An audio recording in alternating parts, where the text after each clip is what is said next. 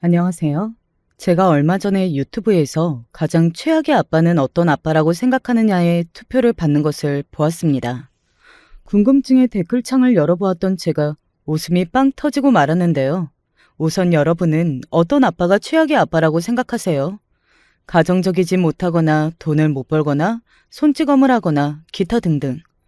각자 다양한 의견들이 존재할 거라고 추측이 되네요. 제가 확인한 여론은 말이죠. 생각지도 못한 답변이 지지를 받고 있었는데 그건 바로 보증서는 아빠라는 것이었습니다.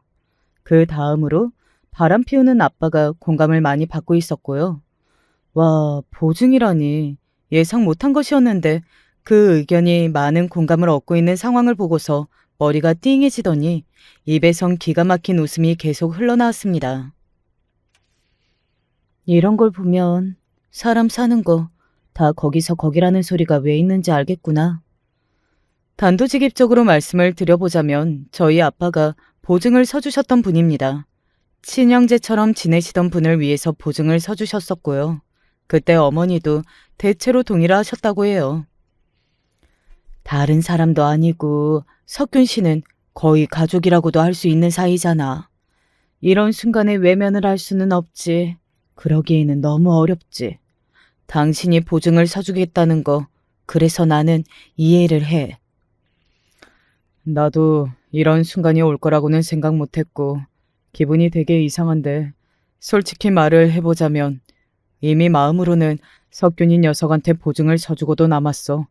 아휴, 지금 모르는 척하면 석균이하고 의리, 인연, 이런 거 다 끝나는 거고, 나도 두 다리 뻗고 못 잘 것 같아. 아버지는 이미 보증을 서줄 마음을 잡수신 상태였고요. 그때 아주 의외의 인물이 반대표를 던졌습니다. 보증? 보증이요? 그거 되게 안 좋은 거라고 하던데? 맹랑한 목소리의 주인공은 바로 제 친정 언니였습니다. 부모님은 난처해지셨죠. 가연아, 남도 아니고 석균이 삼촌이잖아. 우리 가연이도 석균이 삼촌 잘 알지? 엄마, 제가 그 삼촌을 아는 게 지금 무슨 상관이에요? 보증 그거 하면 안 돼요.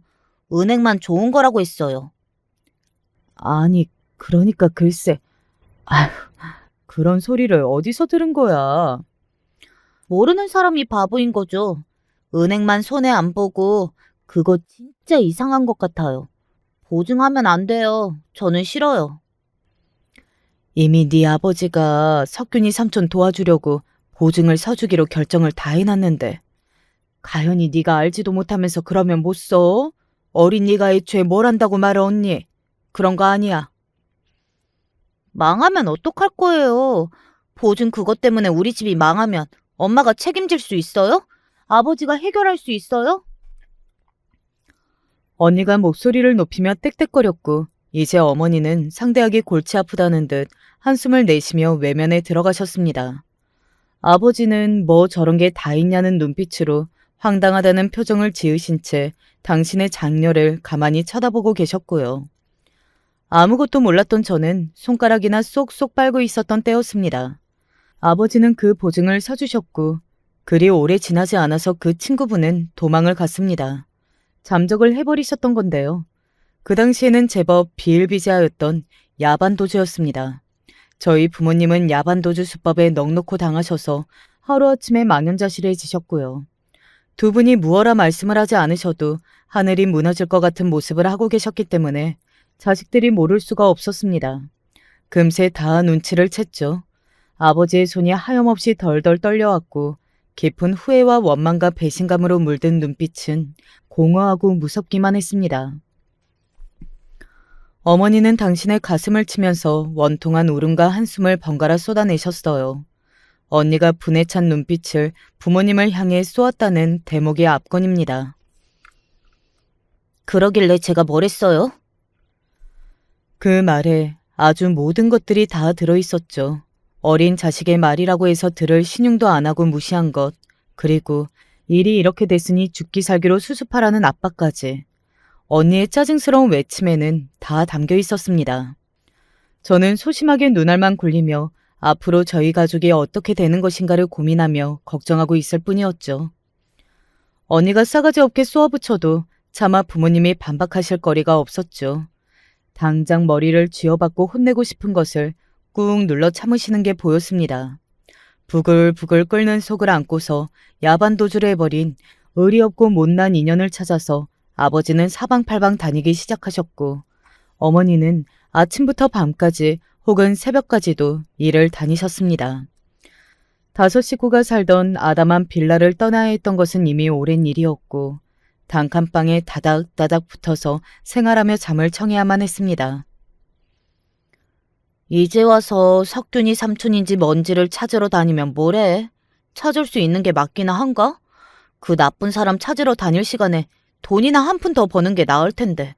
아버지는 정말 멍청한 사람이야. 언니는 신랄하게 빈정거렸습니다. 저의 기억이 닿는 아주 옛날 그때부터 저는 언니랑 안 닮아서 착하네 라는 덕담을 주변 어른들로부터 들어본 적이 있었죠. 절대 크면서 언니를 본받지 말라는 소리도 꽤 들어왔었고요. 저렇게 맹랑한 꼬맹이는 처음 본다는 평가를 들어오면서도 늘 당당한 언니가 제 눈에는 언제나 신기한 존재였습니다. 너희들은 무슨 일이 있어도 이 다음에 누가 돈 빌려달라고 그러면 빌려주지 마라. 보증 좀 서달라고 하면 욕하고 침뱉은 다음에 절연을 해버려라. 너희들은 제발 이런 길을 걷지 마. 어느 날 밥상 앞에서 어머니가 힘없이 중얼거리셨습니다.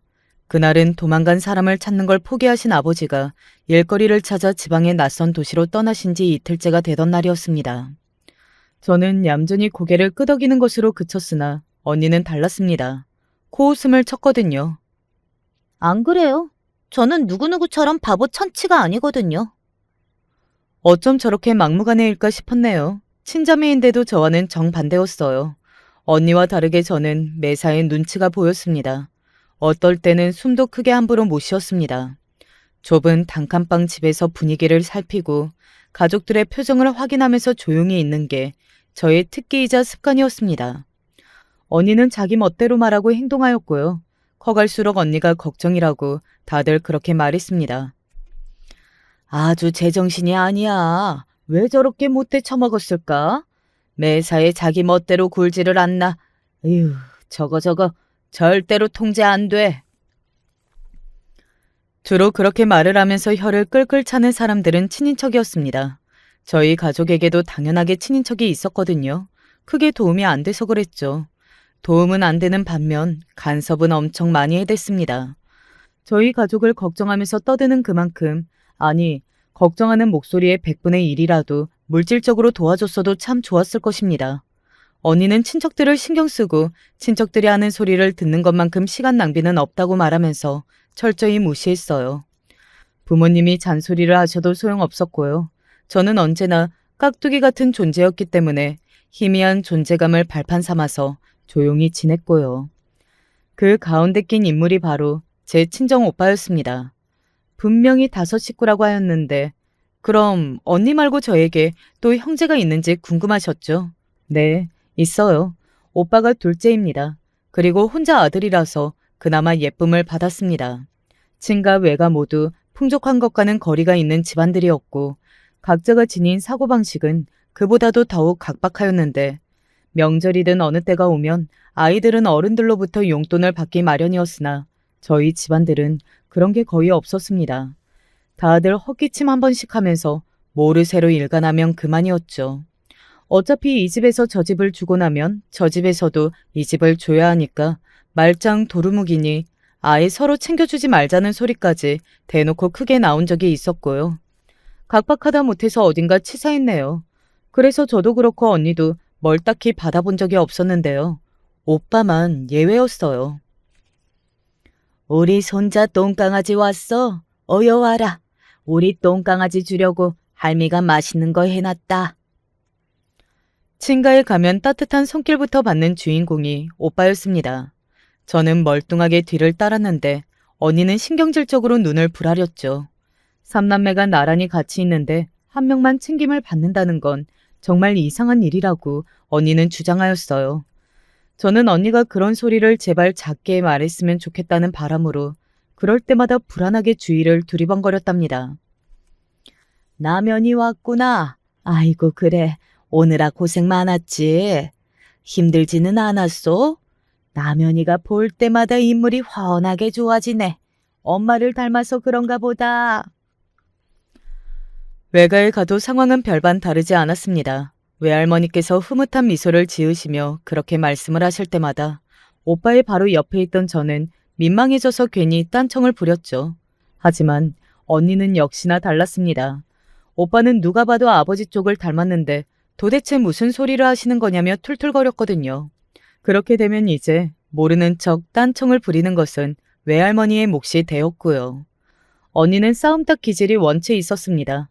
할 말을 해야 적성이 풀리는 성격을 타고났어요.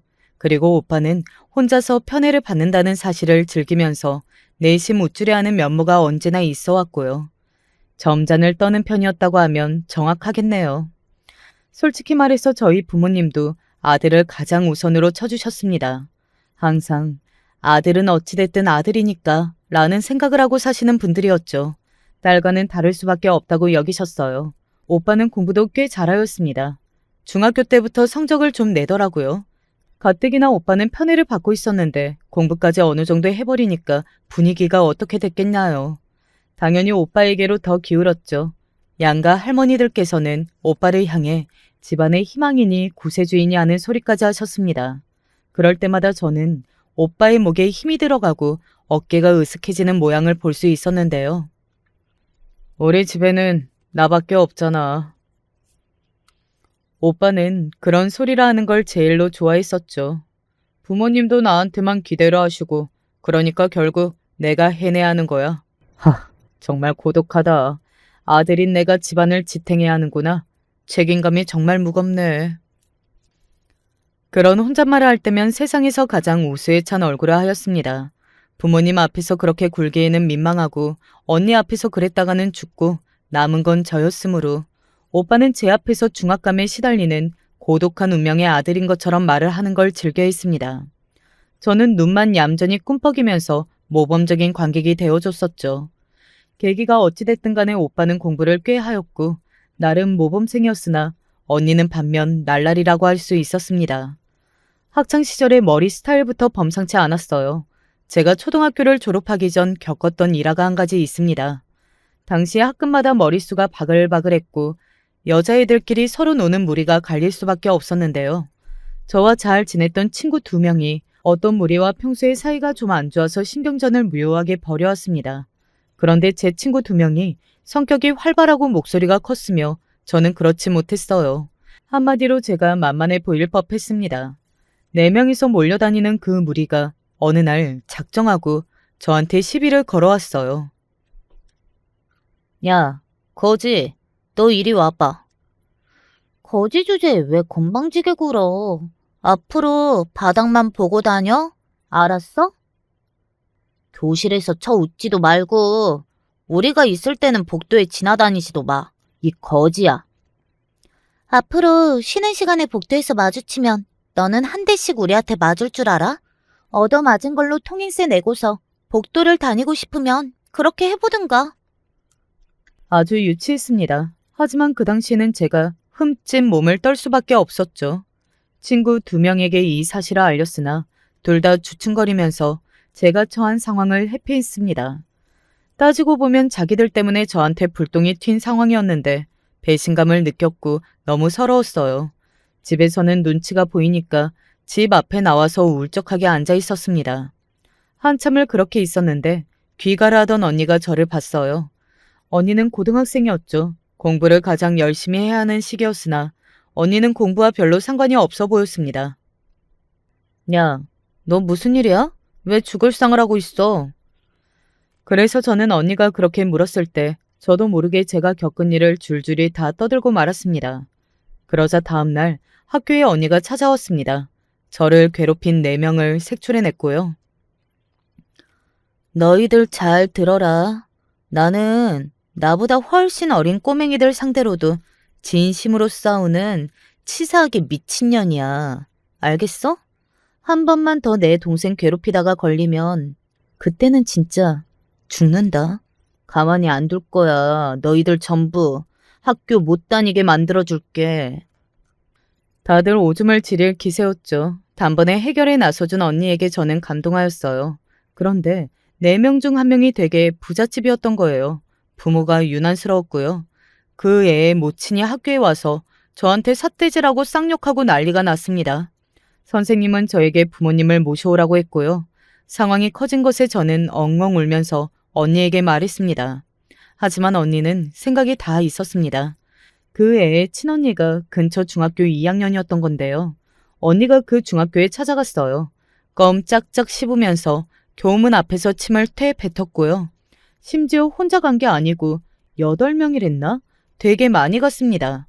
오토바이도 한 대 있었다고 합니다. 그 애의 친언니는 온몸을 덜덜 떨면서 이 상황을 수습할 것을 저희 언니에게 약속했습니다. 중학교 2학년 한참 학교가 세상의 전부이고 교우 관계가 인생의 끝이고 어른보다 같은 학생 선배들이 가장 무섭고 영향력 있는 나이였죠. 그 애의 친언니가 거품 물고 난리치면서 집에 가서는 왜 쪽팔리게 초등학생들 일에 어른이 나서서 학교까지 가서 그랬냐고 따져댔고요. 자기 동생을 쥐잡듯이 잡아버렸습니다. 결과적으로 저는 부모님께 학교에 와달라는 말씀을 안 전해도 됐고요. 그리고 아무도 저를 안 건드렸습니다. 애들이 부쩍 저에게 친절해졌고요. 친하게 지내던 그 2명에게도 절절한 사과를 받은 건 당연했습니다. 언니, 고마워. 언니 덕분에 이제 나를 아무도 안 괴롭힌다? 야, 너는 공부나 열심히 해. 진심으로 고맙다는 인사를 했더니 대뜸 짜증이나 냈던 언니였어요. 그러는 본인이 제일 공부를 안 하면서 말입니다. 이렇듯 제 눈에 언니와 오빠는 극과 극이었죠. 둘이 사이가 좋았을 것 같나요? 전혀 아니었습니다. 오빠는 언니를 한심하게 바라봤어요. 그러나 용기가 없어서 면전에서 그러지는 못했고 비스듬히 시선을 던지거나 뒤에서 혀를 끌끌 찼죠. 언니하고 1대1로 붙으면 질 자신만 가득해서 그런 것 같았습니다. 하지만 둘이 만약에 싸우게 되면 부모님은 오빠 편이니까 결국 언니도 손해라서요. 그랬기 때문에 언니가 성질을 죽이고 오빠와 붙지 않았던 듯 싶네요. 제 생각으로는 부모님에게 있어서 오빠는 서로 나를 닮았다고 하는 자식이었고요. 언니는 서로 당신을 닮았다고 우기는 자식이었습니다. 그리고 저는요, 별 얘기도 없이 건강하기만 해라 소리를 듣는 변방 구석의 깍두기였습니다. 저는 항상 조용히 가장 존재감 없는 자식으로 살았어요. 제가 대학에 갈 무렵에 드디어 저희 집이 이제 형편이 살만해졌습니다. 참 올해도 고생하고 고통받아온 세월이었다는 생각이 들었네요. 이 모든 시간을 견뎌온 부모님의 생각을 안 할 수가 없었습니다. 그런데 제가 시작할 때 말씀을 드렸었죠. 최악의 아빠는 보증 서는 아빠, 그리고 바람 피우는 아빠라고요. 놀랍게도 저희 아버지가 둘 다 하셨습니다. 정말 황당하죠? 이제 살만해지니까 바람을 피우시다니요. 바람의 현장을 어머니의 지인분께서 목격하셨던 터라 딱 걸렸습니다. 어머니는 분노, 당혹, 그리고 수치심에 알아 누우셨고요. 언니는 절대로 아버지를 용서하면 안 된다고 하였습니다. 아주 강하게 목소리를 냈어요. 하지만 어머니는 대답 없이 한숨만 내쉬실 뿐이었죠. 대체 밥은 왜 차려주시는 거예요? 아버지가 뭘 잘했다고 밥을 차려주세요? 정신 좀 차리세요. 그렇게 만만하게 보이면 아버지한테 또 바람 피우실 빌미만 제공하는 꼴이라니까요? 절대 용서하시면 안 되고 강하게 나가세요. 제발. 아이고, 시끄럽다. 가연아, 내가 네 아버지를 용서 안 하면 그러면 뭐 어떡하니? 나도 용서를 하고 싶어서 하겠니? 그냥 참는 거야. 참는 게 능사라서 참는 것뿐이야. 웃기시네. 용서를 하고 싶어서 하시는 거면서 그런 핑계는 왜 대시는 거람? 뭐라고? 너 지금 뭐라고 그랬니? 어떻게 그런 소리를 해? 바람을 피운 당사자는 아버지인데 그 일로 어머니와 언니가 감정적으로 엄청 싸웠습니다. 언니가 아주 신랄하게 굴었죠. 어머니를 향해 어리석고 나약하다, 옛날 조선시대 여자 같다, 이런 소리까지 다 했습니다. 어머니는 제대로 열이 받으셨고요. 근데 그때로부터 거의 2년이 좀 더 넘어서 아버지가 또 바람을 피우셨습니다. 전에 그 여자는 아니었고 생판 다른 여자였는데 이번에는 대신 만난 지 1년 가까이 된 사이였어요. 더 문제는 활활 타오르는 사랑이었다는 것입니다. 기가 막혔죠. 아버지가 나이가 드시고 대체 왜 그러시는지 알 길이 없었습니다. 어머니는 당연히 충격에 울부짖으셨고요. 그때 언니가 날린 일침이 있었습니다. 그것 보세요. 제가 뭐라고 그랬어요? 제 말이 다 맞죠? 너는 지금 그게 할 소리니? 항상 그랬어. 너는 감정도 없는 것 같아. 내가 괴물을 낳았지. 지금까지 제가 장녀로서 집안의 도리를 다 해왔는데 이러시기에요? 얼씨구 도리는 무슨 우리 착하고 똑똑한 장남이 다 해왔지. 너는 내가 의지할 것도 못 돼. 어머니가 완전히 기분이 상하셨고 언니도 마찬가지였습니다. 모녀 관계가 손쓸 수 없이 틀어져 버리고 있었죠. 아휴, 정말 웃긴 점은 아버지가 결국 이혼하셨다는 것입니다. 그 여자와 살겠다고 하셨어요. 자식들 셋 다 이제 성인이니까 아무 상관없지 않냐고 그러시더군요. 옛날에 빚보증 그거 두고두고 미안할 일이지. 하지만 이젠 다 지난 일이 됐잖아. 그러니까 나는 마음에 짐도 없어. 이제는 후련해. 보증 때문에 얼마나 고생한 세월이었는데 아버지는 후련하다고 평을 하셨습니다. 머리를 한 대 세게 얻어맞은 기분이 들더라고요. 제가 이 정도였는데 어머니는 얼마나 망연자실하셨겠나요? 아버지가 그따위 발언을 남기신 것 때문에 어머니가 화병을 얻으신 거였다고 저는 그렇게 생각이 듭니다. 집에는 당연히 재산이 얼마 있지도 않았어요. 형편 풀린 지 몇 년 되지도 않은 시점이었으니까요. 그럼에도 재산이 있기는 했는데 이혼 과정에서 아버지는 1원도 못 건지셨습니다. 이혼의 대가로 다 빼앗기셨죠. 그 정도로 못 건지실 줄은 몰랐을 거예요. 하지만 독하게 눈을 부라리고 있는 언니 앞에서 아버지가 챙기실 수 있는 건 없었습니다. 언니 때문에 아버지는 아무것도 못 건진 채 몸만 나가셨던 것이었죠. 그 재산은 전부 어머니의 몫이 되었고요.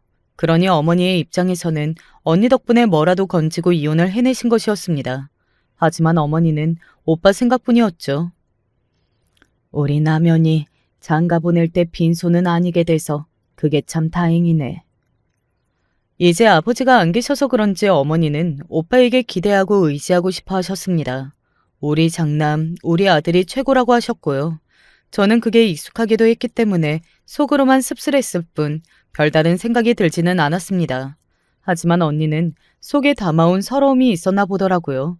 어느 날 네 식구가 모인 가운데 어머니와 이런저런 깊은 대화를 나누다가 오히려 안 좋았던 부분들까지 다 건드리게 된 언니는 폭발하였고요. 이참에 연을 끊겠다고 하였습니다. 그러자 어머니도 질 수 없다는 듯이 그럴 테면 그래 보라고 큰 소리를 치셨고 언니에게 삿대질과 함께 모진 말씀을 다 쏟아내셨습니다. 저는 상황이 너무 심각해진 것에 어쩔 줄 몰라 했고 오빠는 결국 이런 날이 올 줄 알았다고 하면서 어머니를 두둔하며 언니를 비난했습니다. 누나가 진작 우리 집에서 꺼졌어야 했어. 더 이상 어머니를 괴롭히지 말고 당장 꺼져.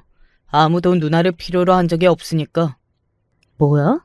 근데 이 새끼가 어디다 대고 싸가지 없게 구는 거야? 갈 때는 가더라도 내가 너 손봐주고 간다. 진작에 내가 너를 족쳤어야 했는데. 오빠가 으르렁댔지만 언니가 무섭게 눈을 번뜩이며 주먹을 돌리자 으르렁거리던 것은 금세 깨갱 소리로 변했습니다. 언니의 기세가 그만큼 압도적이었는데 어머니가 혼신의 힘을 다해 끼어드셨고 오빠를 감싸셨죠. 우리 아들 건드리면 네가 내 손에 죽어. 우리 아들? 저쪽만 자식이고 이쪽은 자식도 아닌가 봐요? 네가 방금 전에 영 끊고 살자고 하지 않았니? 그러면 너는 이제 내 자식도 아닌 거야. 어렸을 때부터 사고만 족족 쳐오면서 뭐 하나 잘해내는 법이 없고 공부를 잘하기를 하나, 행실이 바르기를 하나, 성격이 좋기를 하나, 자기 부모한테 공손하기를 하나, 그렇다고 능력이 뛰어나서 돈을 잘 벌기를 하나. 너는 인생이 구제불능이야. 너에 비하자면 우리 아들은 세상에서 제일 효자야, 효자. 보기만 해도 밥 안 먹어도 배부르게 해주는 효자. 너는 이제 내가 안 보고 살련다. 그게 낫지. 네, 무슨 말씀이신지 제가 아주 잘 알아들었습니다. 저는 꺼져 드릴 테니까 건강하세요. 언니가 과장스럽게 허리를 굽혀 인사를 남긴 뒤 이를 아주 뿌드득 갈면서 떠났습니다. 어쩔 줄 몰라 하던 제가 언니의 뒤를 따라 나가보려고 했지만 오빠가 저를 말렸어요. 다현이 너 어디 가냐? 지금 어머니 곁에 있어 드려야지. 저한테 엄청 눈치를 주더군요. 그 상황에서 제가 언니를 뒤따라 나가는 건 좀 아닌 것 같아서 제 발길이 못 박히듯 멈췄습니다. 집안 사람들은 다 언니를 욕했어요. 천하의 쌍년이라는 소리까지 나오는 것을 제가 들었습니다. 배응만득한 것도 정도가 있는데 그건 완전히 지나쳤고 선을 넘었다면서 어머니가 언니 때문에 평생 욕보고 사셨다고 말씀들을 하시더군요. 외가에서는 아버지를 닮아서 언니가 그런 거다. 쌍으로 제정신이 아니다. 피가 그렇다는 얘기도 있었고 반면에 친가에서는 저희 집 일이라면 이제 머리 아프니까 듣고 싶지 않다고 하면서 오빠가 장가 들고 애기 낳고 이러는 소식이나 들려오면 좋겠다고 하였습니다. 제법 모범생이었던 오빠는 대학도 그럭저럭 잘 갔고 취업도 그럭저럭 잘 했습니다. 4년제 대학을 나온 오빠와는 달리 저는 전문대를 졸업해서 계약직으로 일을 하고 있었고요. 명실상부 오빠가 집안의 기둥이었죠. 그런 오빠는 어머니를 모시고 살 여자하고 결혼을 하면서 크게 효도를 하였습니다. 새언니는 스스로를 가족의 정에 목이 마른 사람이라고 하였습니다. 제가 5년 정도 친척 집에 전전하면서 산 적이 있었거든요. 그때 얼마나 눈칫밥을 먹으면서 지냈던지 몰라요. 그 시절에 겪었던 일들, 그 서러움은 죽을 때까지 못 잊을 거예요. 저는 그 소리를 들을 때까지만 해도 잠시나마 새언니가 저와 비슷한 사람이지 않을까 싶었어요. 눈칫밥을 먹었다는 대목에서 그렇게 느꼈습니다. 그놈의 보증이 뭐라고. 보증을 잘못 서지만 않았어도 저희 집이 그렇게 고생하지도 뿔뿔이 흩어져 살지도 않았을 것 같네요. 그렇게 살다 보니까 서로 힘들고 고생한 것만 남아있고 끈끈한 애정이나 유대감 같은 게 없더라고요. 각자 도생이었죠. 만약에 죽이 되든 밥이 되든 저희 식구들끼리 어떻게든 같이 살고 뭉쳤으면 어땠을까. 저는 그런 슬픈 상상을 자주 해본답니다. 저희 부모님은 이혼만 안 하셨다 뿐이지 따로 사신 지 너무 오래되었고 서로 안 보고 사셔서 그냥 다 따로 알아서 인생을 사는 것만 같아요. 새언니의 이야기를 들으면서 어머니의 눈시울이 붉어지고 있었습니다. 새언니의 집안하고 저희 집이 공통점이 있었어요. 빚보증이요. 그것 때문에 힘들게 살아와야 했다는 점이 같았습니다. 그런 면에서 오빠하고 둘이 잘 통해서 만나게 되었다는 것 같더라고요. 오빠와 동갑인 새언니도 직장을 다니는 사람이었고요. 집안 상황이 워낙 다사다난했기 때문인지 모은 돈은 거의 없었습니다. 오빠가 차라리 모은 돈도 훨씬 더 많았고요. 게다가 집도 오빠가 해결했죠. 신혼집을 새로 장만한 것은 아니었고 어머니가 사시는 집을 조금 손보고 예쁘게 꾸며서 셋이 같이 살기로 하였습니다. 오빠, 새언니 부부가 어머니를 모시고 사는 것이었죠. 내가 두 눈 똑바로 뜨고 내 발로 어디든 걸어다니고 정신 멀쩡하고 이렇게 살 세월이 앞으로 얼마나 더 있을까 싶다. 내 생각이지만 그렇게 오래 못 버틸 것 같아. 내가 멀쩡한 이때에 너희한테 도움을 줄 수 있는 대로 다 주면서 그렇게 살고 싶구나. 어머니는 맞벌이를 하며 지내는 오빠 새언니 부부를 위해서 열심히 하겠노라고 그런 말씀을 해주셨어요. 요컨대 집안일은 당신이 다 하시겠다는 것이었죠. 아이가 생기고 태어나면 돌보고 키우는 것도 맡아서 하신다고 그러셨고요. 어머니, 정말 감사드려요. 이런 집안에 시집 온 게 제 인생에서 최고의 행운이라는 생각이 드네요. 나야말로 이런 며느리를 얻게 돼서 고맙지. 내 마음이 그냥 편해. 비록 내가 딸로 삼을 수는 없겠지만 딸처럼 여기는 며느리, 내가 그렇게 앞으로 대해보도록 노력을 해보마. 잘 부탁한다. 어머님, 말씀만으로도 정말 감사해요. 어머님 같으신 분 아래서 자식들이 잘 자랄 수밖에 없었던 것 같아요. 어머님이 진짜 제 어머니이셨으면 좋았을 거예요. 아, 그런 의미에서 저기 그 형님은 대체 어머님하고 왜 그러셨을까요? 정말 안타까워요. 아휴, 아유 말도 마라. 골치만 아프니까. 어머니와 새언니, 고부관계는 출발부터 아주 좋아 보였습니다. 잘 맞아 보이더라고요. 새언니 같은 며느리가 생겨서 어머니한테 정말 다행이라고 저는 그렇게 여겼어요. 오빠 새언니 부부가 결혼할 때 집안 사람들이 설마 아무리 그래도 자기 동생 결혼인데 얼굴 안 비추겠냐 며 하도 떠들어대서 어머니가 눈치가 보이셨던 건지 어쩐 건지 오빠한테 언니에게 연락을 좀 해서 오라고 그러라고 결혼하는데 얼굴을 비춰야 하는 거 아니냐고 그러셨어요. 오빠는 결혼할 여자 앞에서 너무 그렇게 친누나와 냉정하게 끊어내는 모습을 보이고 싶지 않았던 것인지 의외로 싫은 내색 없이 알겠다고 하였습니다. 그런데 연락이 닿지 않아서 언니의 지인들을 통해서 간접적으로 결혼 소식을 전하였고요. 언니도 참 정말로 독한 인물이었습니다. 아무튼 그렇게 언니가 등장했었죠.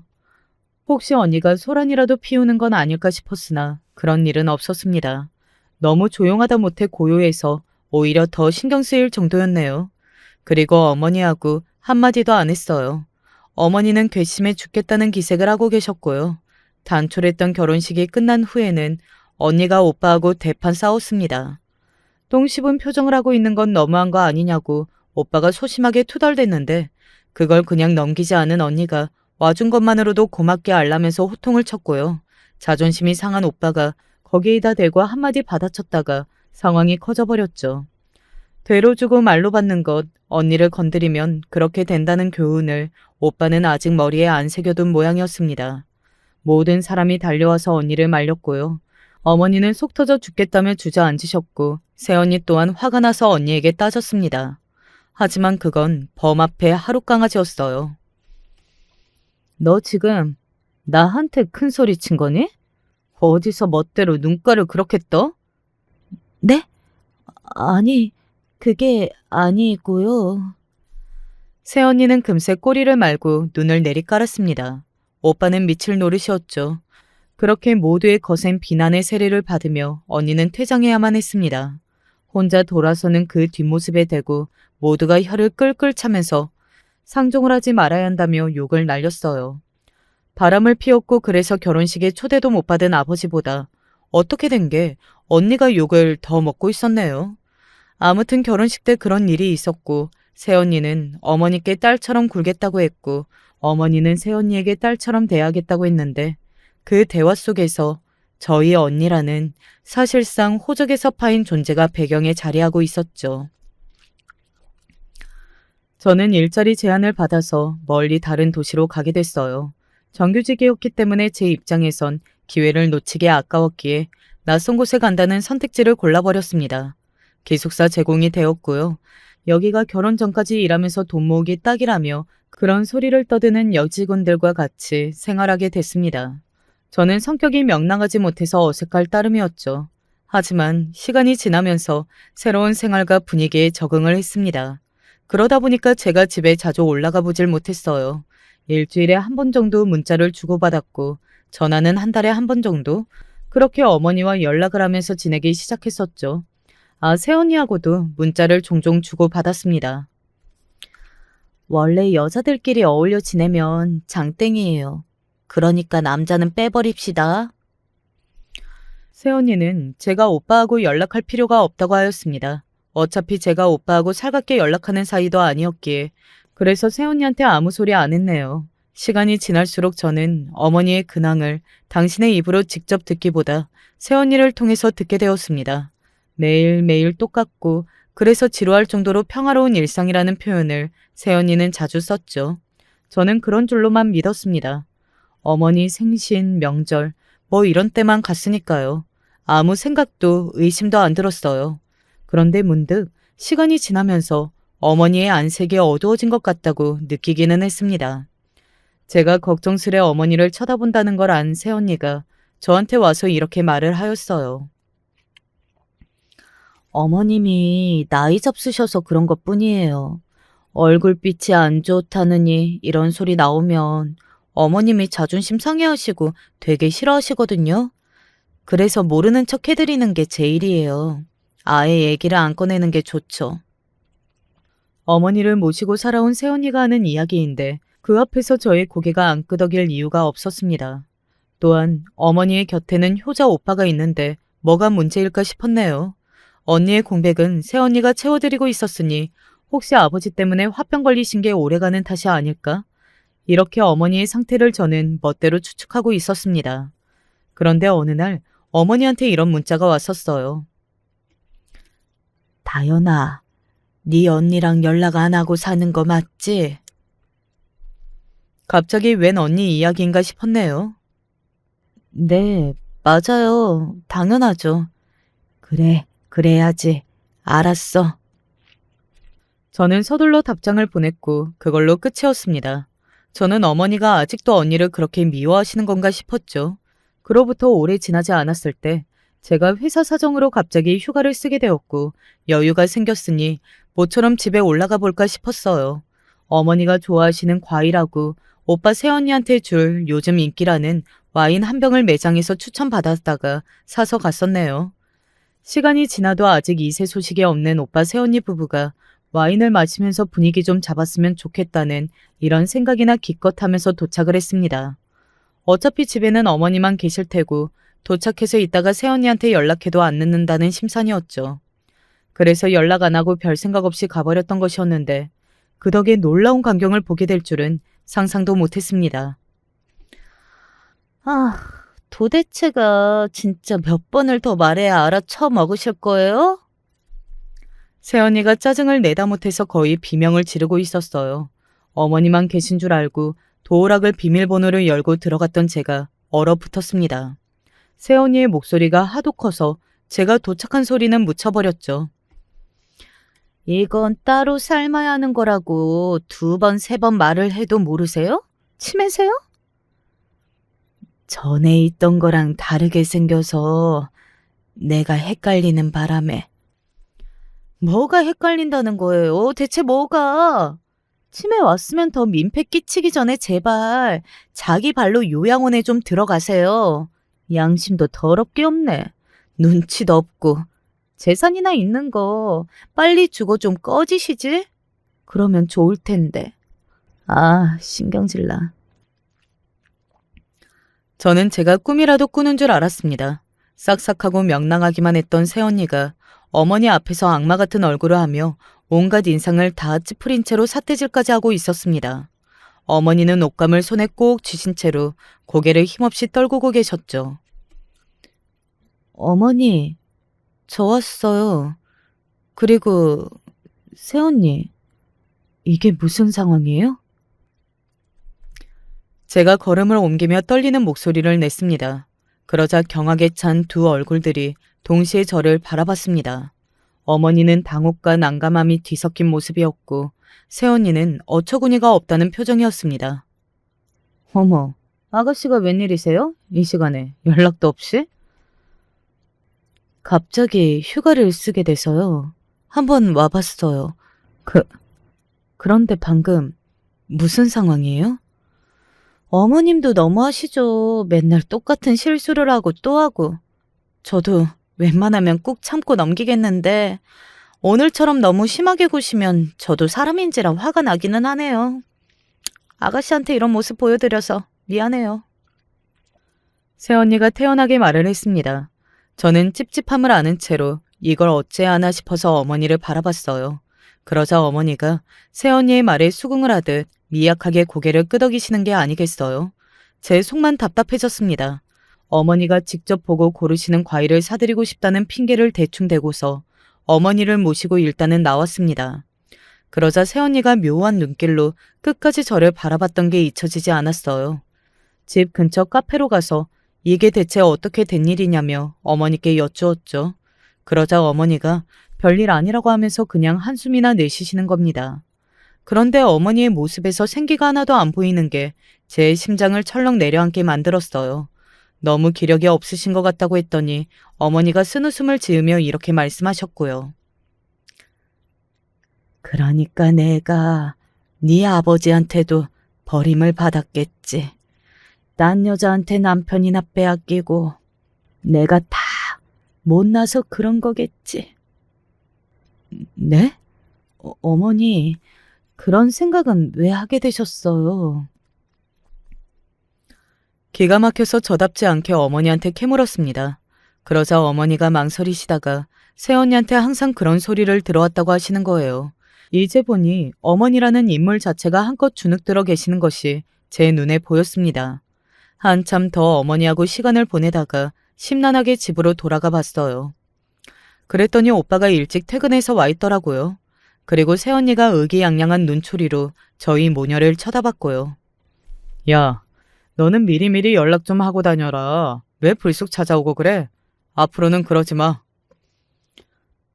남의 집도 아니고 우리 어머니 집인데 그런 소리는 좀 너무했다, 오빠. 그래, 남 아니고 우리는 가족이지. 그러니까 너는 매사에 네 새언니한테 고마운 마음 좀 가져. 어머니 모시느라 네 새언니가 맨날 고생하고 난리도 아니다. 오빠의 말에 괜히 헛웃음이 나더군요. 아, 이제 보니까 새언니가 오빠한테 연락을 해서 득달같이 쪼아댄 게 틀림없었습니다. 저는 과일을 이미 사왔는데 어머니를 과일 핑계로 밖에 모시고 나갔으니 새언니는 혹시 제가 어머니하고 작당이라도 할까봐 눈치를 채고서 오빠를 이용해 선수를 친 것 같았어요. 새언니, 고단수였구나. 장난이 아니었구나. 지난 세월 어머니가 며느리의 귀에 조금씩 그러니까 확실하게 놀려오신 거였구나. 그래서 지금 이렇게 꼼짝 못하게 되신 거였어. 이 집에 사는 세 사람 중에서 새언니가 단연 서열 1위인 것 같았습니다. 평온한 미소 뒤에 진면목을 감춘 채로 저를 바라보고 있는 것에 소름이 돋았어요. 그리고 저는 새언니에게 상대가 안 되었습니다. 그것을 새언니 또한 아주 잘 알고서 태평한 것 같았어요. 잠은 친구네 가서 자겠다고 했더니 어머니가 저를 쳐다보셨고 그런 어머니를 새언니가 다시 쳐다봤습니다. 네, 아가씨. 그러는 편이 좋겠어요. 그쵸, 어머님. 그치, 여보. 그래, 다연이 편한 대로 해라. 친구 집에 가서 재미있게 노는 게 낫지. 새언니가 크게 외치자 어머니와 오빠가 차례로 대답했습니다. 어머니는 시선을 바닥에 두고 계셨고요. 저는 한숨을 쉬며 밖으로 나와서는 고민하다가 어디론가 연락을 했습니다. 언니, 내가 확인해 봤는데 어머니가 아무래도 새언니 때문에 힘들어지신 게 맞는 것 같아. 기운이 하나도 없으셔. 오빠는 새언니 말이라면 대꾸도 못해.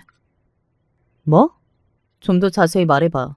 네가 보고 들은 것들, 그리고 지금까지 생각해온 것들. 나한테 다 알려줘. 상대는 다름 아닌 저희 언니였습니다. 아무도 모르게 저는 언니와 가끔 연락을 주고받으며 살고 있었던 거예요. 왜냐하면 다른 누가 뭐라고 하든 저에게 언니는 유일한 존재였기 때문입니다. 언니가 원체 사회성이 부족해서 겉으로는 막무가내의 성격이 더러운 걸로 보이지만 사실 그 속내는 그렇지 않다는 걸 저는 알고 있었습니다. 은근히 칭찬받는 것에 수줍어하는 사람이 언니였으니까요. 저를 통해서 어머니의 근황을 들어왔던 언니는 새언니의 만행을 듣고서 제대로 그 성질머리가 발동해버렸습니다. 이튿날 그런 것 따위 언니에게는 적용 안 됐어요. 언니는 당장 움직이는 사람이었습니다. 당장에 출동하겠다는 언니를 이제 저도 말릴 수 없었고 될 대로 되라는 심정이었네요. 늦은 시각 언니는 거칠게 문을 열어젖히고 집 안에 들어섰습니다. 저는 뒤에서 조용히 뒤따라 들어갔고요. 깜짝이야. 누나? 어떻게 된 일이야? 다연이 네가 설마 누나 데리고 왔냐? 잠옷 차림에 오빠가 소스라치게 놀랐고 언니는 거침없이 다가가서 싸대기부터 날렸습니다. 얼마나 세게 때렸던지 오빠의 고개가 완전히 옆으로 돌아가 버렸고 어머니와 새언니가 기겁하며 다가왔어요.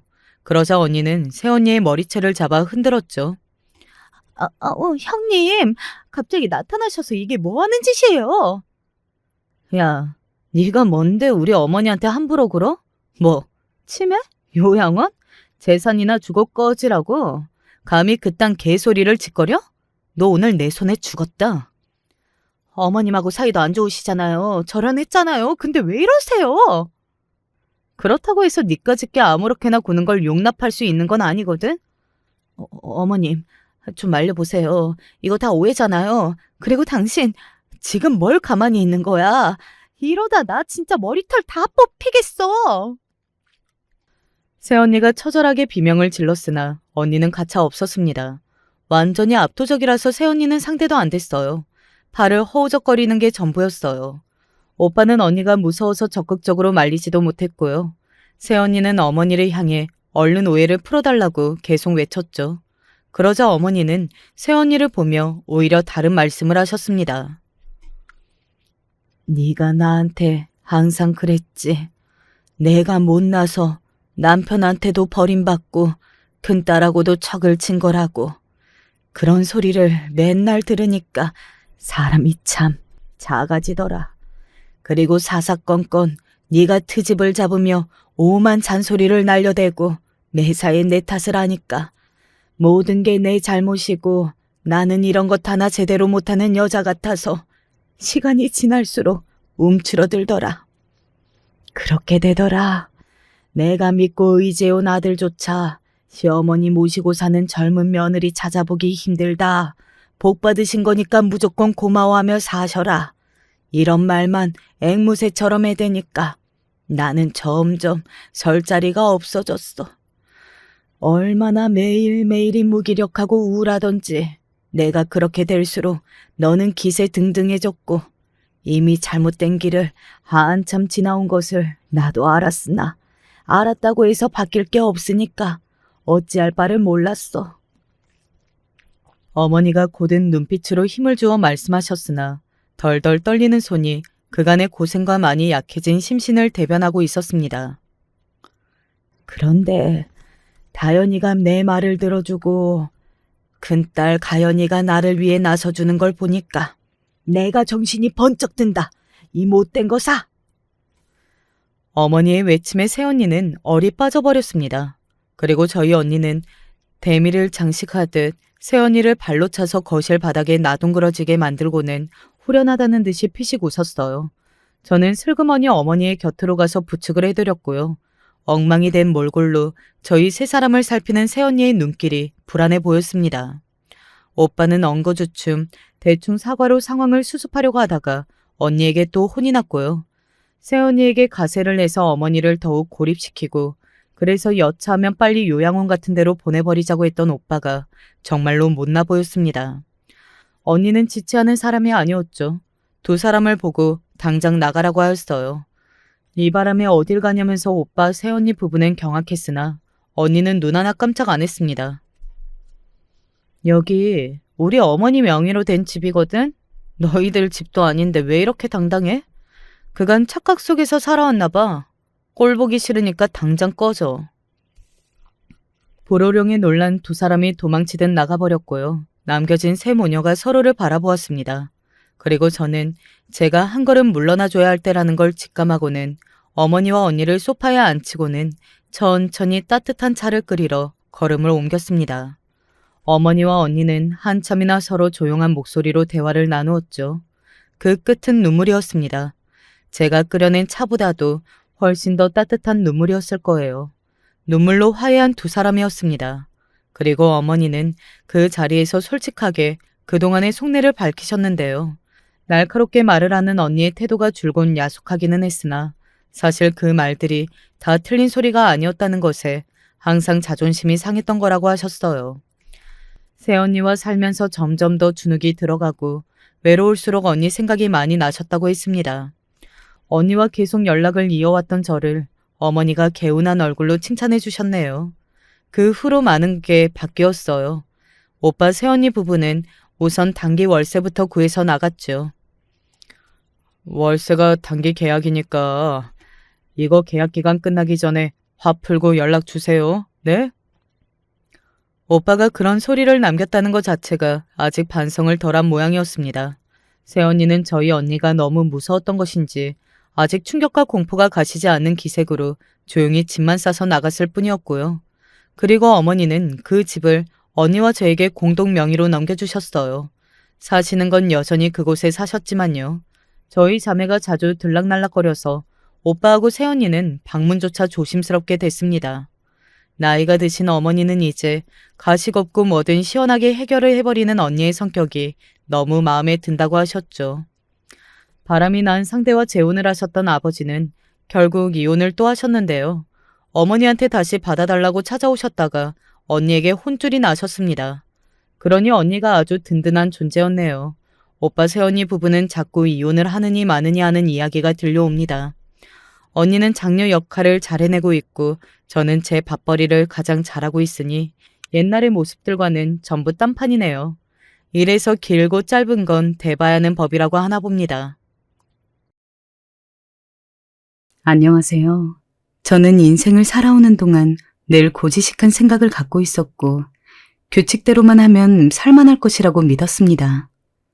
노력하면 다 그대로 이뤄진다고 생각했는데 그게 잘못이었는지 인생이 여기저기 얻어맞으며 여기까지 왔는데요. 지금의 제 인생은 그럭저럭 잘 하고 있는 건지 궁금합니다. 70세를 훌쩍 넘긴 이 노인의 이야기를 들어주시겠습니까? 한창 6.25 전쟁이 있던 무렵에 저는 태어났고 얼마 안 되어 어머니가 돌아가셔서 아버지 손에 혼자 자랐습니다. 참 배고픈 시기를 살아왔기에 돈 10원 한 장이 매우 무섭게 느껴졌고 어떻게든 성공해야 된다는 생각만 가득했어요.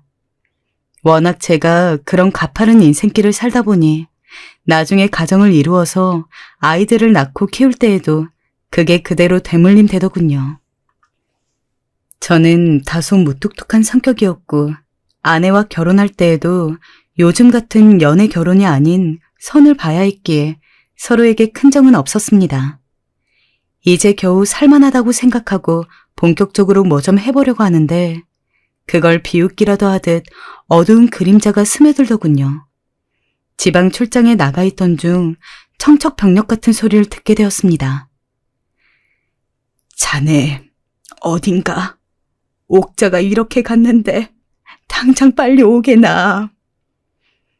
제대로 울지도 못하시는 장모님의 이 몇 마디만으로 저는 아내가 어떻게 되었다는 뜻인지 알아듣고 말았어요.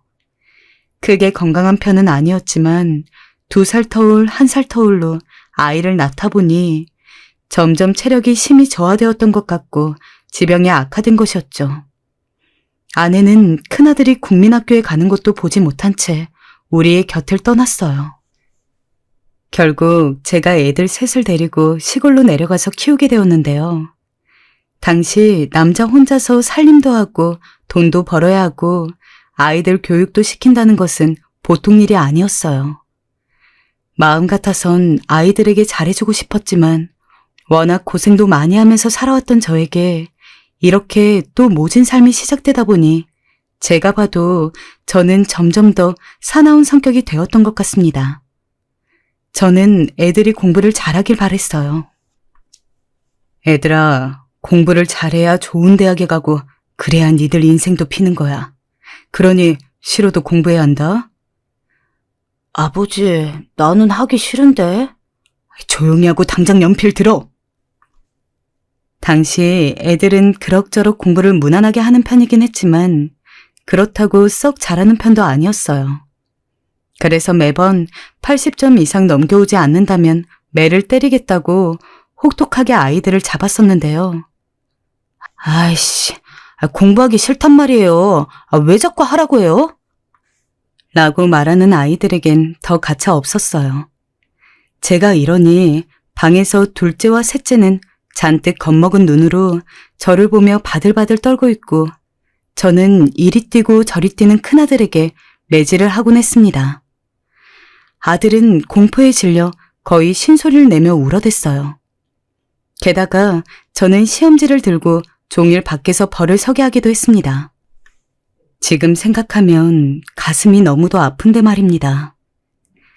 장맛비가 세차게 쏟아지던 날이었지만 일부러 비를 맞으면서 정신을 단련시키라고 하며 시험지를 들고 서 있게 했어요. 자기 오빠가 자기 형이 불쌍하게 느껴졌던지 나머지 애들이 제 다리를 붙잡고 애원하더군요. 아버지, 형아, 한 번만 용서해 주세요. 한 번만요. 됐다. 니들은 가서 공부해. 무시 안 당하고 살려면 공부밖에 없다고 아버지가 얘기했잖아. 네, 알겠어요. 아이들에게 따뜻하게 대해주고도 싶고 좋은 말도 해주고 싶은데 공부를 못하는 아이는 좀처럼 용서가 안 되더군요. 얼른 좋은 학교도 보내야 하고 무시 안 당하며 살게 하기 위해선 이런 성적으론 턱도 없어 보였고 내 고생을 더 힘겹게 하는 것 같아 큰아들이 마냥 미웠던 것 같습니다. 한마디로 제 화를 아이들에게 푼 것이나 다름없었어요. 다음 날 그런 가혹한 벌을 받은 큰아들은 펄펄 열이 끓어 넘치듯 온몸이 뜨거웠어요. 아비로선 미안하고 죄스러웠지만 차마 용서해달란 말이 나오지 않았습니다. 사내 자식이 그것 가지고 앓는 소리 좀 하지 마. 저리 가서 공부나 해. 제 말에 퉁퉁 부은 눈으로 절 쳐다보지도 못하고 끙끙거리던 큰아들은 몸을 더 웅크렸습니다. 당시 저는 제 뜻대로 대워주지 않는 아이들이 도통 이해가 가지 않았고 감정적으로 미운 마음이 들어 매번 술을 마시고 혼을 냈던 날들이 많았습니다. 가끔 옆집 이웃들이 뛰어들어와서 말릴 때도 있었어요. 아니, 그만 좀 해. 애들 아주 쥐잡듯이 잡네. 공부 좀 못할 수도 있고 부모 말 좀 안 들을 수 있지. 대체 왜 그래요? 무슨 애들이 물건도 기계도 아니고 적당히 좀 하셔요. 왜 그쪽은 남 가정사에 신경 쓰는 거요? 괜히 오지랖 떨지 말고 본인 일 보세요. 참나 어이가 없어서 원. 옆집에 홀로 사는 아줌마가 한 명 있었는데 아이들을 마냥 귀여워해 주시는 분이었어요. 애들이 매일 기가 죽어 땅만 쳐다보고 다니자 그게 안쓰러웠는지 저에게 한 번은 크게 호통을 치더군요. 아줌마까지 저러실 정도였으니 다시 생각해도 아이들에게는 인정사정 없이 공포스러운 아버지로 기억되었을 것 같습니다. 그러나 전 이렇게 돈을 모으고 공부를 시켜서 나중에 남들한테 손 안 벌리게 조그만 통장이라도 하나씩 주고 싶었어요. 그리고 애들은 당시에 잘 몰랐지만 저는 빚에도 허덕이고 있었어요. 매일 갚아야 할 빚은 산더미지, 일은 미친 듯이 쏟아지지. 정말 너무도 버겁고 힘든 고통들이 하루에도 수십 번씩 저를 찾아왔다 갔습니다. 어느 날은 애들이 없는 사이 빚쟁이가 저희 집을 찾아와 제 멱살을 붙든 적도 있었습니다. 어떻게 애들 학교 찾아가? 응? 아주 망신을 줘야 네가 돈을 빨리 갚겠지. 아닙니다. 제발 그것만은 부탁드립니다. 이리 무릎 꿇고 빌겠습니다. 어떻게든 갚을게요. 지난달에도 말씀드린 돈 입금하지 않았습니까? 그렇게 오줌 싸듯 찔끔찔끔 갚아서 언제 그 큰 돈을 갚아? 험악한 빚쟁이들은 가끔 제게 냅다 주먹을 날리기도 했고 그때마다 제 무릎은 달았지만 차라리 그게 나았어요. 애들 학교로 찾아가 애들에게 상처를 주는 일은 용납할 수가 없었으니까요.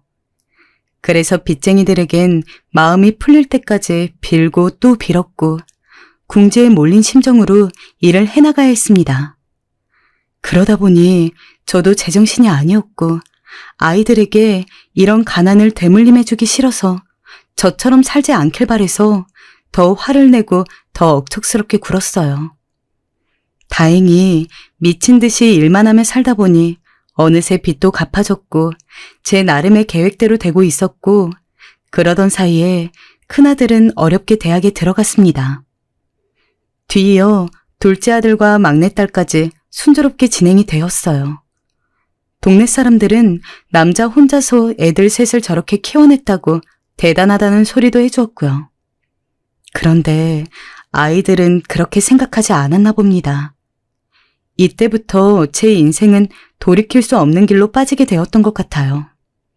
대학 입학을 앞둔 큰아들이 돌연 말을 꺼내더군요. 아버지, 저 이제 대학교 기숙사 들어가려고 해요. 기숙사? 멀리 가겠다는 거야? 너 혼자 잘 살 수 있겠어? 서울살이가 만만치 않아. 네, 아버지. 저 잘 살 수 있어요. 큰아들은 냉기 어린 표정으로 저렇게 말했습니다. 언제까지나 제 품에 있을 줄 알았는데 멀리 떠나서 공부를 하겠다니. 솔직히 섭섭하기도 가지 말라고 말도 하고 싶었지만 자식의 앞으로 살 길을 생각하면 그게 맞기도 한 것 같아 허락해 주었습니다. 그런데 큰아들은 정말 뒤도 돌아보지 않고 떠났어요. 심지어 큰아들이 떠나는 날 밥 한 끼라도 같이 하려고 아침을 차리고 있었는데 아들은 제 뒷모습을 보더니 그냥 집을 나서더군요. 밥 안 먹고 가? 배 안 고파요. 그래도 한술 뜨고 가지. 아니에요. 아버지, 건강하게 잘 지내세요. 아들을 붙잡았지만 아들은 차가운 표정으로 건강히 잘 지내라는 마치 마지막 같은 말을 하더니 뚜벅뚜벅 걸어갔어요. 그때까지도 저는 알지 못했어요. 아들의 마음에 얼마나 저에 대한 미움과 원망이 많았는지, 제가 무슨 잘못을 저질렀는지. 그저 떠난가 보다 하고 혼자 꾸역꾸역 입속에 밥을 밀어넣었죠. 이후에 남은 애들도 제 곁을 슬슬 떠났습니다. 아버지, 저도 형처럼 대학은 기숙사로 갈 거예요. 아버지, 저는 고시원에서 살기로 했어요. 방도 다 알아봤고요. 너희들 다? 네, 성인 되면 부모 품 떠나 사는 게 맞잖아요. 가끔 연락드릴게요. 아이들은 제게 대학 합격 통보를 받자마자 다들 약속이라도 한 듯 떠나겠다고 했어요. 아비로서 길을 막을 순 없었지만 솔직히 한 명의 자식이라도 남아있길 바랬기에 붙잡아 보기도 했습니다. 고시원비도 있을 텐데 그럴 바에 여기서 통학하며 다니는 게 낫지 않겠어? 아니요, 저는 나가서 따로 살고 싶어요. 그나마 조금은 제게 서글서글 대해주었던 딸이 강경하게 저리 말하자 저는 바로 붙잡길 포기했습니다. 연락은 오겠지 하는 마음으로 그냥 텅 빈 집에서 아들, 딸들의 연락을 조용히 기다렸죠. 허나 처음엔 조금씩이라도 왔던 연락이 언젠가부터는 서서히 끊기는 것이었습니다. 당시 이웃들이 그냥 안부차 던지는 말은 비수가 되어 제 마음에 콕콕 꽂혔습니다. 아니, 김씨네 애들은 아무리 그래도 그렇지 왜 한 명도 자기 아버지한테 안 와보는 거야? 아이, 기숙사 간다고 하고 간 게 벌써 몇 년이에요. 우리 홍수는 어제도 다녀갔는데. 모르겠습니다. 저도 애들이 바쁜 건지 뭔지 다들 사느라 바쁘겠죠. 괜찮아요. 애들 셋 다 저마다 대학이나 취업을 핑계로 제 곁을 떠나고 가끔 전화만 받아줄 뿐 이 집에는 단 한 번도, 단 한 명도 돌아오지 않았습니다. 이렇게 몇 년이 지나다 보니 서운함과 분노가 뒤섞이기도 해서 몇 번이나 큰아들에게 전화했더니 어느 날은 아들이 술에 취한 목소리로 매섭게 쏘아붙였어요. 전 그 말을 들은 순간 얼음장처럼 굳어버렸죠. 아버지, 솔직히 어릴 때 아버지한테 부당하게 벌받고 혼났던 거 생각하면 아직도 치가 떨려요. 용서를 빌고 싶으시면 차라리 비세요. 근데 참 염치도 없으시네요. 아버진 양심도 없으세요? 가난한 형편에서 자라게 놓고 공부하라 윽박만 지르시더니 이제와 아버지 대접받고 싶으세요? 끊어요. 다신 연락하지 마세요. 뭐? 민재야, 민재야! 저는 혼비백산이 되어 아들의 이름을 불렀고 목 놓아 울었습니다. 그리고 곧바로 아들을 찾아갔어요. 다른 아이들에게 물어 아들이 사는 집 주소를 알았는데 들어가기 전까지도 용기가 나지 않더라고요. 저는 겨우 발걸음을 떼어 초인종을 눌러 아들의 얼굴을 마주했습니다. 아들은 꽤나 놀란 눈치였어요. 아버지? 여긴 어쩐 일이세요? 그냥 네가 어찌 사나 해서 와봤다. 그리고 저번에 네가 했던 얘기도 할 겸 나 좀 들어가도 되냐? 아버지, 왜 여기까지 오셔서는 저 아버지랑 더 얘기하고 싶지 않아요. 가주세요. 민재야, 아버지 얘기도 한 번만 들어주면 안 되겠니? 제가 기숙사로 왜 온지 아세요? 아버지 얼굴 꼴 보기 싫어서예요. 아빠를 보면 매일 어린 절 구박하고 혼내셨던 기억밖에 생각이 안 나요. 다른 아이들에게 있는 추억, 이런 게 없고요. 어릴 땐 부모 말이 법이니 그런 줄 알고 살았지만 이젠 아니죠. 이대로 가다간 부모를 더 원망만 할 것 같아 떠난 겁니다. 그러니 죄송하지만 아버지와 제 인연은 여기까지로 해요. 전 지금 아버지가 여기 제 앞에 서 있는 것만으로도 괴로워요. 자식이 부모와 인연을 끊자는 그 말은 청척병력 같은 말이었습니다. 순간 심장이 벌렁거리고 하늘이 노래졌어요. 민재야, 잘못했다. 아버지가 잘못했어. 나도 그땐 어떻게 자식을 키워야 할지 몰랐다. 그냥 공부만 하면 잘 될 줄 알고 네가 나처럼 안 살았으면 해서 그랬어. 이젠 내가 무슨 죄를 지었는지 알겠구나. 내가 사죄하마. 이래도 안 되겠니? 전 그날 난생 처음으로 아들 앞에서 눈물을 흘렸습니다. 그리고 빌었어요. 용서해달라고. 그땐 아버지도 너무 힘이 들어 그랬다고. 하지만 큰아들은 뒤도 돌아보지 않았고 절 추운 길거리로 내쫓았고 저는 급한 마음에 작은 딸과 아들에게도 전화를 걸었지만 둘 다 받지 않았어요. 애써 키운 자식놈이 먼저 내게 등을 돌리려 한다니 그 전까지 상상치도 못한 이야기였습니다. 아무리 애들이 제가 미웠다 해도 이렇게까지 할 일인가 싶었어요. 그래도 얼마나 응어리가 깊었으면 그럴까 해서 매일 아들의 집을 찾아갔고 추운 길거리에서 아들에게 용서를 빌었습니다. 아버지, 도대체 몇 번을 말씀드려야 합니까? 아버지 얼굴 보는 것도 토가 나올 만큼 역겹다고요. 제가 이렇게까지 말씀을 드려야 말귀를 알아먹으시는 거예요? 더 허튼 짓 하지 마시고 그냥 집에 가 계세요. 이러는 거 다 부담스러워요. 예, 민재야.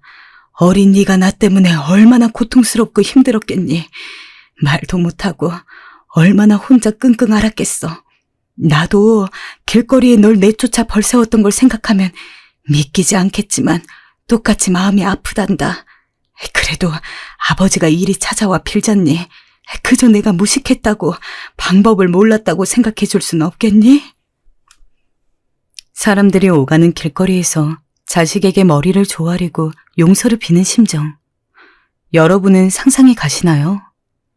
지금 생각해도 그때 전 참 참담했습니다. 아들을 잃기 싫어 그저 빌고 또 빌어 마음을 돌리려 한 것이었어요. 그만큼 아들과 헤어지는 건 너무도 무서운 일이었습니다. 그 후에도 정말 밤새도록 아들이 받을 때까지 계속 전화를 걸었지만 나중에 전화가 꺼져버렸고 며칠 뒤에는 번호가 바뀌어버렸어요. 큰아들뿐이 아니었어요. 다른 아이들에게도 전화를 하니 아버지, 왜 귀찮게 자꾸 연락해요? 형이 받기 싫다잖아요. 냅두세요. 하곤 연락을 받지 않았습니다. 이제 애들과 연결될 수 있는 창구는 완전히 끊겨버린 셈이었고 저는 그날 분노와 서러움, 후회, 통안에 휩싸여 얼마나 울었는지 모릅니다. 어머니가 돌아가셨을 때에도 아내가 먼저 죽었을 때에도 그렇게까지 울진 않았습니다. 하지만 아이들로부터의 단절은 생사를 뜯는 것처럼 괴롭더군요. 어느덧 시간은 흘러 수년이 지나갔고 저는 그저 그렇게 멍한 날들을 보내며 가끔씩 애들의 어린 날 모습을 꿈을 꾸면서 살아가고 있었어요.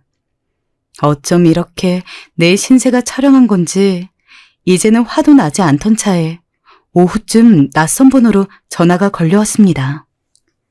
이 전화를 받고 제가 얼마나 주인을 만난 강아지 마냥 동동 뛰었는지 몰라요. 정말 도무지 믿을 수가 없었기에 몇 번이나 얼굴을 꼬집었는데요. 아버지, 저예요, 민재. 잘 지내셨어요? 뭐라고? 민재, 민재냐? 아이고, 세상에. 실로 10여 년 만에 큰아들이 먼저 저에게 전화를 걸어온 것이었습니다. 네가 전화를 다 해주고 고맙구나. 그간 어찌 지낸 거야? 전 대학 졸업하고 취직했고요. 지금은 조그만 사업을 하고 있어요. 잘 지내셨죠? 여전히 목소린 차가웠지만 그래도 마음이 풀려 저에게 연락을 해준 자체로 너무 고맙기도 하고 미안했어요. 그런데 얘기를 들어보니 그새 결혼도 했다고 하더라고요. 순간 가슴이 시큰거리며 말할 수 없는 서운함이 밀려왔습니다. 결혼을 했다고? 그랬구나. 네, 아버지. 저도 너무 바빠서 알릴 새도 없었어요. 아시다시피 아버지에게 제가 그간 쌓인 게 좀 많았잖아요. 그래도 언제 한번 애들 데리고 갈게요. 그래, 알겠다. 고맙구나. 밥은 잘 먹고 다니는 거지? 모르는 새에 나한테 며느리도 있고 손주도 있었다니. 아들 입장을 생각해보면 분명 잘된 일이기도 했지만 이런 일을 아비인 저에게 알리지도 않고 했다는 것이 참 쓰리더군요. 나머지 애들은 아직도 저를 볼 생각을 안 하는 것 같은데 저에게 해결할 숙제가 많이 남은 것 같은 생각만 들었습니다. 네.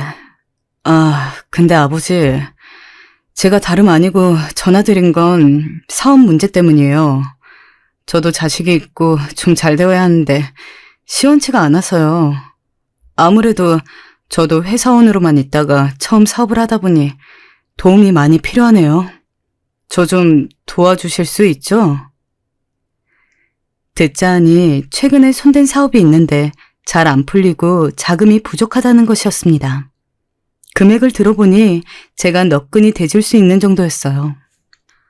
아버지가 주마. 저는 아직도 꿈같은 이 상황을 놓칠 수가 없어 어릴 적 자식이 내미는 손들을 쳐버렸던 지난 날들을 떠올리며 얼른 대답했어요. 애들 셋 이름으로 만들어둔 통장은 여전히 손도 대지 않고 그대로 있고 거기서 일부 조금 떼주는 건 문제도 아니었어요. 애비가 뭐든 도와줄 테니 언제든 말해라. 어려워 말고. 알겠지? 아버지, 감사해요. 계좌번호 바로 보낼게요.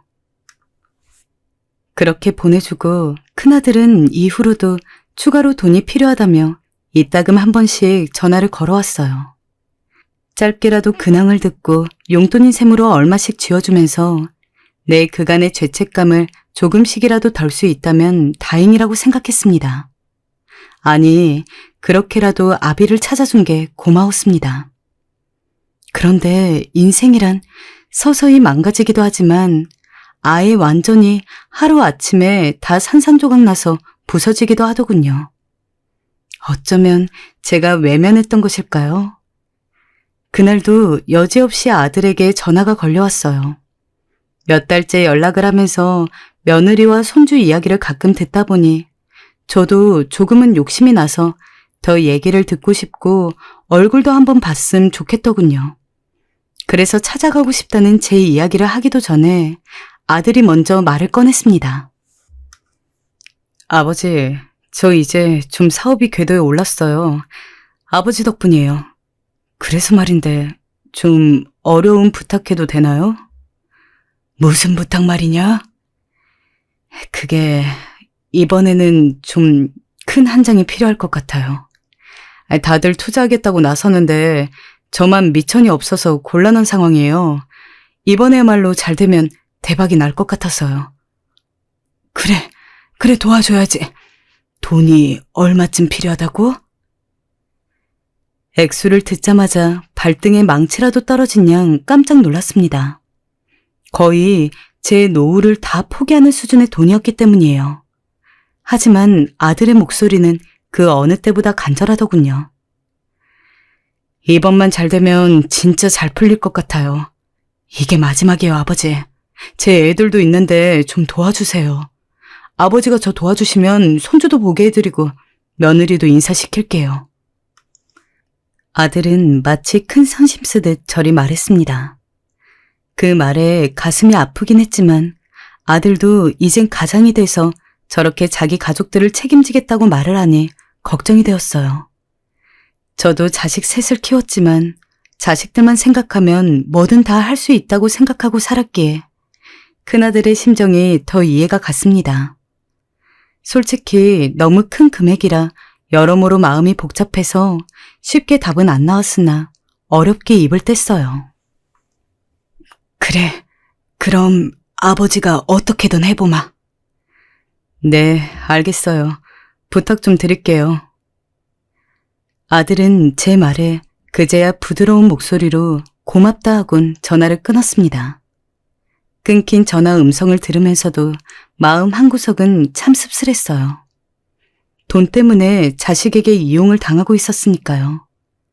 하지만 그 모든 걸 알면서도 지은 죄가 있기에 저는 그냥 끝까지 모른 척 당해주기로 했습니다.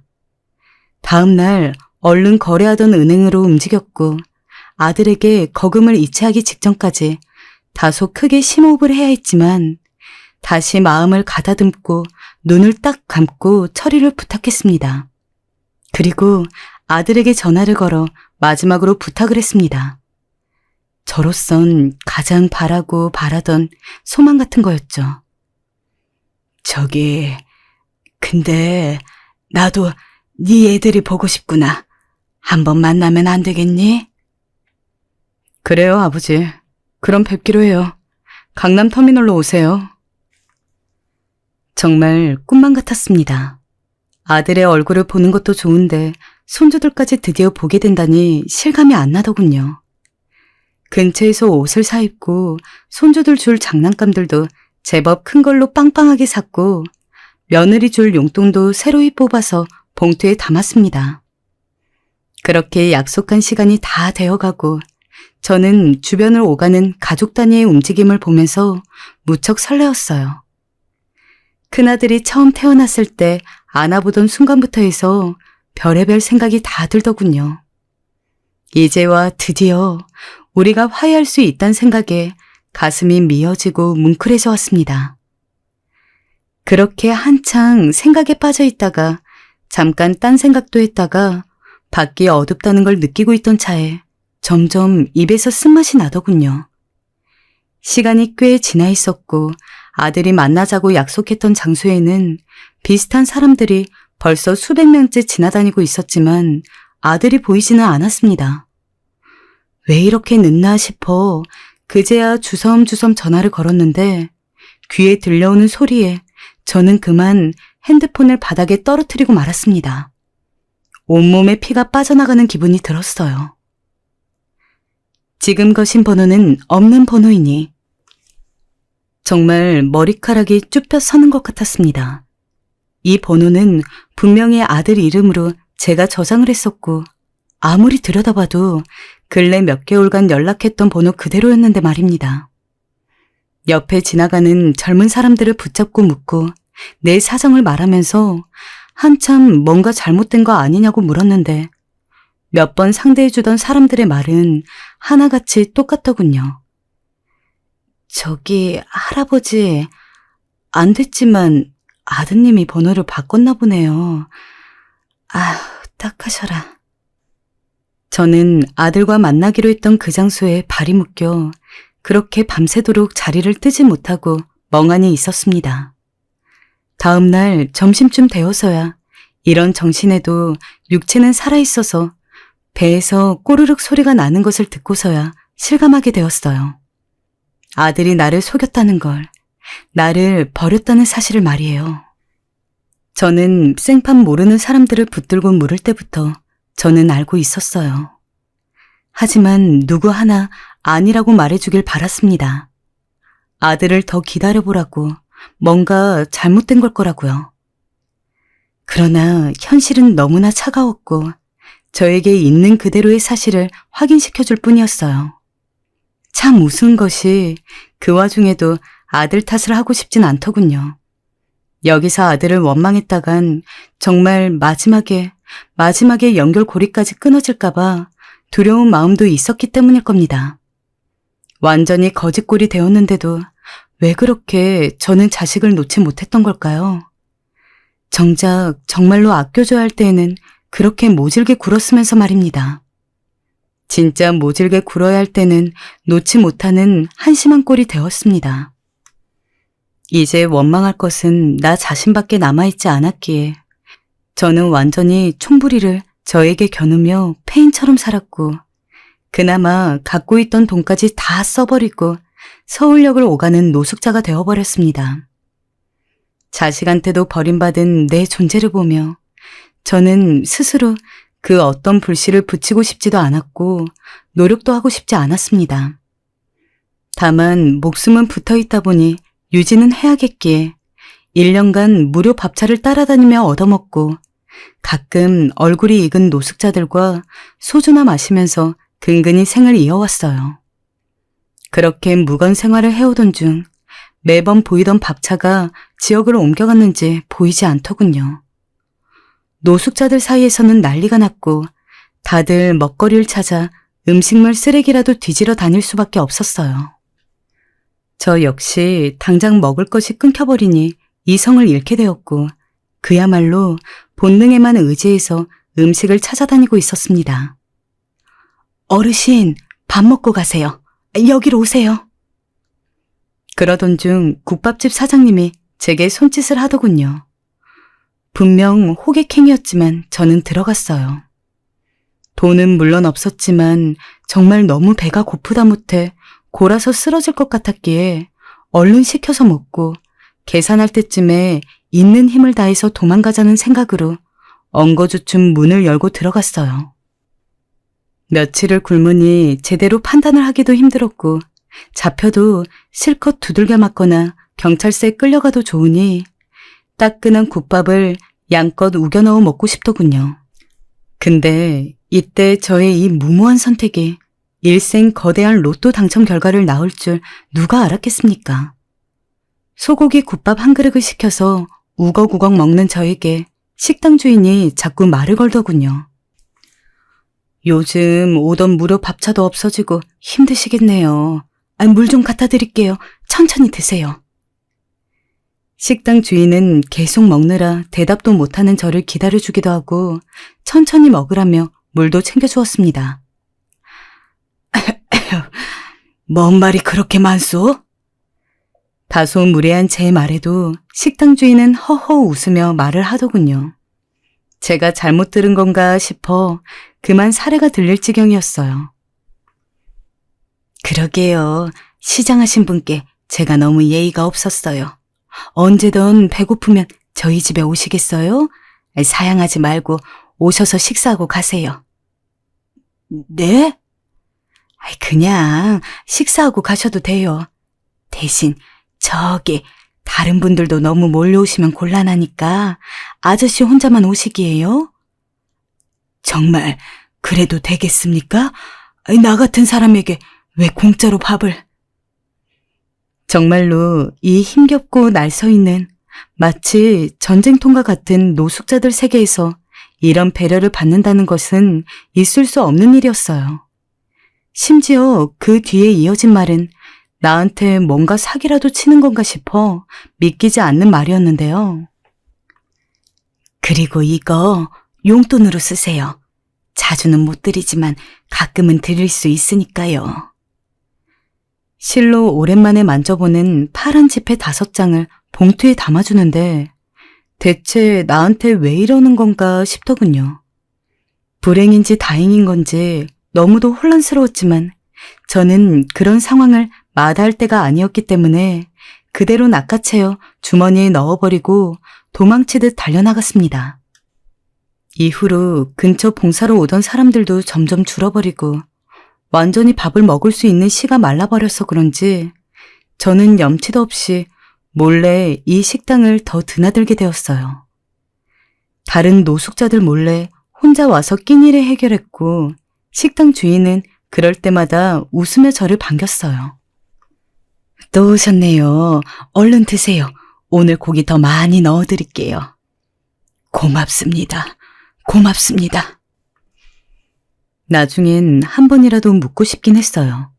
왜 이런 친절을 베푸는 건지. 하지만 그땐 그걸 물을 용기도 없었고 그저 밥알을 우겨넣기 바빴습니다. 그러던 어느 날이었어요. 너무도 충격적인 일이 생기고 말았네요. 원래도 건강이 좋지 않았지만 한동안 끊었던 술을 노숙자가 되고 나서 계속 마셔대서 그런지 툭하면 속이 아팠어요. 근데 그날 큰아들을 아주 오랜만에 마주하게 된 것이었어요. 멀리서 봐도 아들은 아들인지라 금방 알아볼 수 있었는데 고급차에서 내리는 큰아들의 모습은 영락없이 잘 사는 것처럼 보였습니다. 아들을 본 순간 눈물이 왈칵 터졌고 저도 모르게 그쪽으로 발걸음을 옮겼어요. 민재야. 큰아들의 얼굴은 못 볼 걸 본 사람처럼 딱딱하게 굳었습니다. 아버지? 민재야, 나야. 그래, 나다. 여보, 누구세요? 모르는 사람이야. 왜 이 더러운 노숙자가 나한테 말을 걸고. 밥맛 떨어지게. 얼른 가자. 아무리 그래도 제게 인사 정도는 할 줄 알았죠. 그때 돈을 갖고 연락을 끊어서 미안하다고 말 정도는 해줄 줄 알았습니다. 하지만 절 알아봤음에도 불구하고 더러운 노숙자라고 말하며 피하는 아들을 보니 저는 그만 그 자리에서 숨도 못 쉰 채 오열을 하고 말았습니다. 아들은 마지막까지 잔인했습니다. 어느 날엔간 절 찾아와 지폐 몇 장을 던지며 그러더군요. 다신 길 가다 봐도 저 아는 척하지 마세요. 아버지, 저한테 한 짓 잊지 않으셨죠? 저 잊지 않고 있어요. 이 돈 먹고 곱게 떨어져 주세요. 제발. 아들이 다녀간 뒤론 뭘 먹을 수가 없었어요. 잠도 잘 수가 없었습니다. 그리고 며칠 동안 완전히 장이 꼬여버린 듯 탈이 나서 거의 넋을 잃을 정도로 고통에 시달렸습니다. 극심한 고통으로 인해 차가운 길바닥에서 대굴대굴 굴러대도 행색 초라한 노숙자이다 보니 누구 하나 관심을 가져주지 않더군요. 배 여기저기 안쪽을 찌르는 고통에 뒹굴대고 있는 저에게 그때 익숙한 목소리가 다가오더니 일으켜 주었어요. 아저씨, 괜찮으세요? 일어나실 수 있어요? 매번 저를 챙겨주던 식당 주인이었어요. 구토하는 저를 계속 토닥여주더니 완전히 기력이 빠져버린 절 병원으로 데려가 주었어요. 저는 정신을 거의 잃은 상태로 검사를 하고 치료를 받고 미처 몰랐던 몸속 안 좋은 징후까지 다 떼어내게 되었습니다. 나중에 알고 보니 건강이 심히 악화되어 있었고 이때라도 오지 않았다면 심각한 병을 키울 뻔했던 것입니다. 거의 아들뻘이나 마찬가지인 식당 주인의 도움으로 이 구차한 인생의 시간을 좀 더 늘리게 되었던 것이에요. 부끄럽지만 이제야 고마운 마음이 들고 염치가 느껴집니다. 미안하고 고맙습니다. 아니에요. 일단 저희 식당에서 지내세요. 밖은 너무 추워서 이대로 지내기엔 너무 위험할 것 같아요. 그래도 될지. 아닙니다. 길거리가 더 편해요. 허나 손살에 치는 저를 식당 주인은 기어이 끌고 가 방에 눕히고 정성껏 보살펴 주었어요. 그러던 어느 날 식당 주인은 생각지도 못했던 제의를 하더라고요.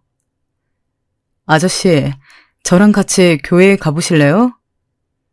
솔직히 너무 생뚱맞은 제안이었고 그 나이 되도록 교회는 전혀 별개의 인생이라고 생각했지만 까짓것 한 번 가는 게 뭐가 어렵겠나 싶었습니다. 아들한테도 버림받은 날 거둬준 식당 주인이 처음으로 부탁한 건데 덕분에 목숨을 이어가고 있으면서 못 들어줄 것도 없었어요. 그렇게 해서 따라가게 된 교회에서 저는 머리를 얻어맞은 듯 얼얼한 시간을 보내게 되었습니다.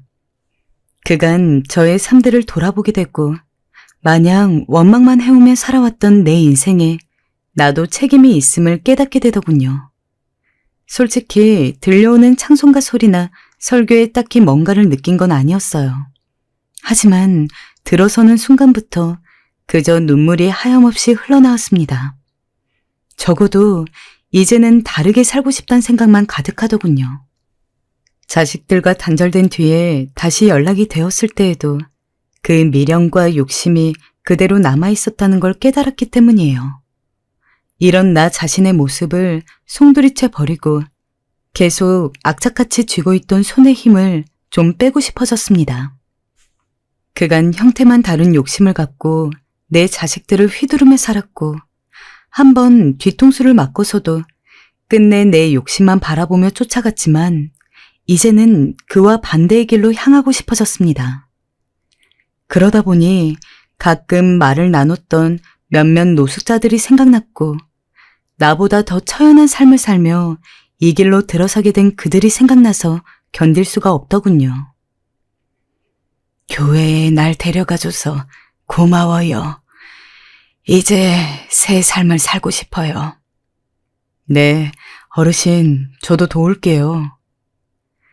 그렇게 완전히 삶을 바라보는 가치관이 바뀌어버린 저는 식당 주인과 며칠 밤을 이야기 나누며 다른 일상을 시작하게 되었습니다.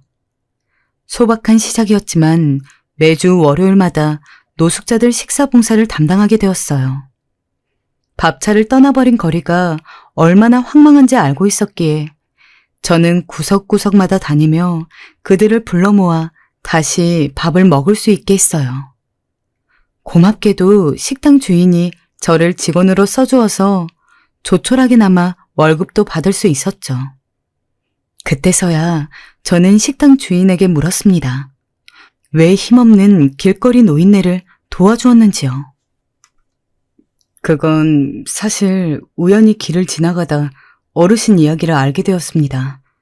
어르신이 술에 취해 있던 날이었는데 혼자 중얼중얼 자식에게 버림받은 이야기를 하시더라고요. 그 얘기를 듣는데 그냥 지나칠 수가 없었어요. 그래서 몰래 몇 번 찾아가게 되었고 어르신의 생사 확인을 하고 지내다 저희 식당으로 모시게 된 거예요. 그랬구만. 그랬어.